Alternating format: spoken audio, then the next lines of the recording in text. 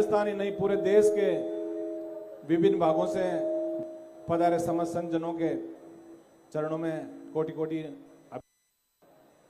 सामने विराजमान पिता तुल्य बुजुर्गजन, नौजवान साथियों, माताओं, बहनों और प्यारे बच्चों, सबसे पहले तो मैं आप सबको धन्यवाद दूंगा कि राजस्थान ही नहीं देश के कोने कोने से आप आज बहराना बचाओ रिको हटाओ के इस नारे के साथ एक मन में एक दृढ़ संकल्प लेके और जिस तरह आज आप हजारों लाखों की संख्या में पधार रहे हो, निश्चित रूप से दादू दयाल जी की इस पावन धरा पे, इस तपोभूमि से एक बहुत बड़ी चिंगारी परिवर्तन की इस राजस्थान के अंदर जाएगी।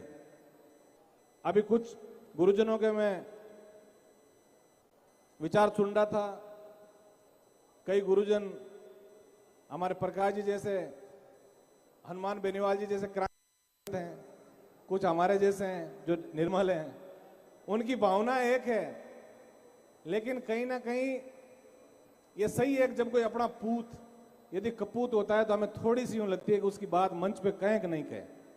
आज सरकार ने जिस हिसाब से साधु संतों के सम्मान के साथ जो खिलवाड़ किया है, ये निश्चित रूप से हम सब के लिए यहां से एक प्रण लेके हम सबको जाना है कि साधु संतों का सम्मान कैसे बचे, पर्यावरण कैसे बचे, और इस तपोभूमि के अंदर जो रीको का औद्योगिक सेंटर स्थापित करना चाहते हैं, इससे निजात लोगों को कैसे मिले। हम कोई विकास के खिलाफ नहीं, ये सोशल मीडिया का जमाना है और सोशल मीडिया में अभी आप लोग देख रहे हो, कुछ लोग कुछ बयान देते हैं, कुछ अलग बयान देते हैं। मैं कह रहा हूं सरकार को यदि विकास ही करना है, आप विकास कीजिए, कहीं जमीन अधिग्रहण कर लीजिए दूसरों की, उनको मुआवजा दे दीजिए, लेकिन इस तरह से मैं यहाँ पिछले 3 दिन से लगातार यहाँ देख रहा हूं और मैंने कागजों का भी कुछ अध्ययन किया।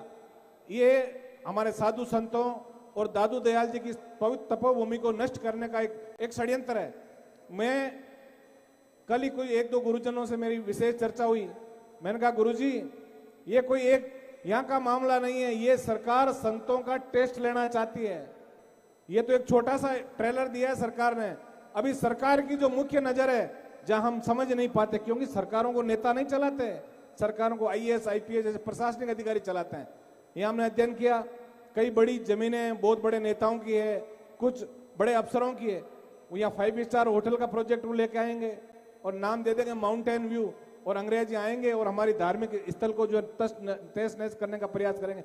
और उसके अलावा राजस्थान के अंदर चाहे जैसलमेर हो, बाड़मेर हो, बीकानेर, नागौर, यहाँ डोली भूमि, मंदिर मठों की भूमि, ओवरण अंगोर हजारों हेक्टेयर के अंदर पड़ा है। सरकार की सबसे बड़ी नजर उस पे है। वो यहाँ से टेस्ट देखना चाहती है कि यहाँ यदि सरकार को हमने बैक फुट पे नहीं लाए हम लोग, तो वो ओवन और अंगोर और गोचर और वो भी नहीं बचेगी। इस चीज का हमें ध्यान रखना है। मैं आज तमाम जो युवा साथी पधारे हैं, मैं आप सबसे ही निवेदन करूंगा, क्योंकि ये जो कार्यक्रम है, मैं धन्यवाद दूंगा समस्त साधु संतों को, उन्होंने हमें भी इस मंच पे स्थान दिया, क्योंकि ये साधु संतों के सम्मान की लड़ाई है। हनुमान बेनीवाल जी साधु संतों के सम्मान के अंदर मैदान में आए, इसलिए हम सबकी परम ड्यूटी का परम कर्तव्य है कि आज हम बहुत शांतिपूर्वक अनुशासित तरीके से, ये गैलरी का भी बार बार आपको कह रहे हैं, बिल्कुल 2-4 कार्यकर्ताओं के अलावा कोई इस गैलरी में खड़ा नहीं रहे। आप जो भाई बंधु ऊपर बैठे हैं, बार बार कहने की आवश्यकता नहीं होनी चाहिए मेरे हिसाब से। तो मैं हनुमान जी की सेना का एक अनुशासित व्यक्ति हूं और मैं हमेशा आप लोगों को कहता हूं कि यदि आगे बढ़ना है तो अनुशासन बहुत आवश्यक है। और आज संतों से के पास यही आशीर्वाद, यही संकल्प हमको लेके जाना है। हम ये चाहते हैं कि 2028 के अंदर राजस्थान में युवाओं और किसानों के सम्मान की लड़ाई के अंदर हनुमान बेनीवाल आगे बढ़े। हम ये चाहते हैं कि युवाओं और किसानों और संतों के सपनों का राजस्थान बने। उसके लिए हम थोड़ा संघर्ष और करना पड़ेगा। अब तो बहुत बड़ी हम सबके लिए खुशी की बात है कि संतों का बहुत बड़ा आशीर्वाद हनुमान बेनीवाल जी को मिला है। हनुमान बेनीवाल जी तो वैसे खुद ही एक संत से कम नहीं, जो व्यक्ति दूसरों की के हित के लिए रात और दिन जो घूमता, वही तो साधु है। और साधु की परिभाषा क्या है? वो जो साधना कर रहे हैं, उनकी यही साधना है कि समाज का सिस्टम बदलना चाहिए, व्यवस्थाओं के अंदर परिवर्तन होना चाहिए। यही हनुमान बेनीवाल जी कहते हैं। मैं जो दूर दूर से पधारे हैं, विशेषकर जो युवा साथी जो वॉलंटियर का काम कर रहे हैं, अभी कार्यक्रम लंबा चलेगा सत्ता के अंदर, क्योंकि देखिए सत्ता की जो कुर्सी होती है वो होती ऐसी है, उसके अंदर कहीं ना कहीं घमंड झलकता है। धृतराष्ट्र को तब तक पता नहीं लगा जब तक उसका कुल खत्म हो गया कि मेरा बेटा दुर्योधन गलत है। और यही हालात आज सरकार में उच्च पदों पर बैठे लोगों की है। मैं भजनलाल जी की जो बुद्धि भ्रांत हुई है, मैं तो परम पिता परमेश्वर और दादू दयाल जी से यही प्रार्थना करता हूं, उनकी बुद्धि आप ठीक करें। और ये उनके जो मंत्री और अधिकारी जो लूटपाट, अब आप साधु संतों से भी नहीं चुके। आपने गाय के लिए क्या वचन किए, साधु संतों के लिए क्या वचन किए, सनातन की बात आप लोग करके क्या मुकर गए आप लोग। तो इन सब लोगों को बुद्धि भगवान दें। और मैं जो युवा साथी हैं उनसे मैं विशेष निवेदन करूंगा, यहाँ भोजन पानी और ये छाया की सारी जो व्यवस्थाएं, बहुत अच्छी सुंदर व्यवस्थाएं की है, इन व्यवस्थाओं के अंदर हमें बढ़ चढ़ के हिस्सा भी लेना है। और विशेषकर हमारी सनातनी परंपरा भी ये कहती है कि मातृ शक्ति और बुजुर्ग, उनको हमें मान सम्मान देना है, उनको बहुत सम्मान के साथ आगे लाके बिठाना है, उनके चाय पानी की व्यवस्था भी आप लोगों को करनी है। ये आपका अपना कार्यक्रम है। मेरे हिसाब से, मैं जहां तक समझता हूं, अब इस मंच से कोई आपको ये नहीं कहना पड़े कि आप नीचे उतरो या नीचे बैठो या इधर वो उधर वो। आप अपने आप एक अनुशासन का परिचय देके और इस संतों के सम्मान की इस लड़ाई के अंदर हम सबको एकत्रित होके और ईमानदारी से हमें इस कार्यक्रम को आगे बढ़ाना है। हनुमान जी बेनीवाल भी थोड़ी देर जब पधारेंगे, उसके बाद आप सब संतों का जो भी आदेश होगा उस आदेश को मानेंगे।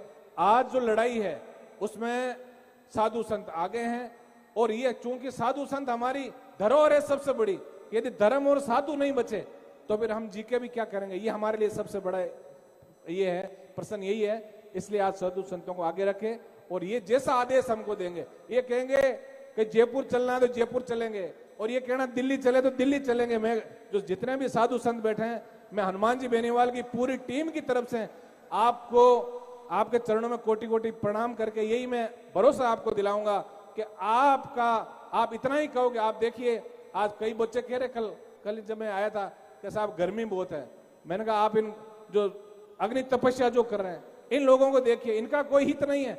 ये भजनलाल जी से कोई मुख्यमंत्री की कुर्सी नहीं मांग रहे, ये इतना ही कह रहे हैं कि बेराना धाम बचनी चाहिए, दादू दयाल जी की जो तपोभूमि है वो बचनी चाहिए, पर्यावरण बचना चाहिए। और इतना झूठा सरकारों ने जो षड्यंत्र किया, इसके अंदर मैंने रिपोर्ट पढ़ी, ये सामने टिल्ले, इससे बड़े बड़े टिल्ले थे और 200-200 फीट गहरे नाले थे, जो पर्वत का पानी इधर से चल के आगे जाता था, बड़े बड़े एनीकट बनाए हुए थे। और मैं कह रहा हूं, इस धाम को मैं परसों जब गया है, 2-2.5 हजार मोर जो राष्ट्रीय पक्षी है, और उसके अलावा छोटे मोटे जो भी पशु पक्षी है, वो इस उम्मीद और आशा के साथ आते हैं कि और कहीं पानी और अनाज मिले कि नहीं मिले, इस धाम के अंदर हमें अनाज और पानी मिलेगा, इस आशा के साथ उन पशु पक्षी आते हैं। उनका भी वध सरकार ने किया तो सरकार को पाप तो पक्का ही लगेगा। यदि साधु संतों को, पर्यावरण को और बचाने की बात करके आप सत्ता में आए और आज आप उस बात से मुकर रहे हो, तो निश्चित रूप से उसका कहीं ना कहीं उनको खामियाजे भुगतना पड़ेगा। अभी भी समय है। मैं सोशल मीडिया के माध्यम से भी भजनलाल जी को भी कहना चाहूंगा कि शाम का भूला यदि रात को घर आ जाए तो भूला नहीं होता।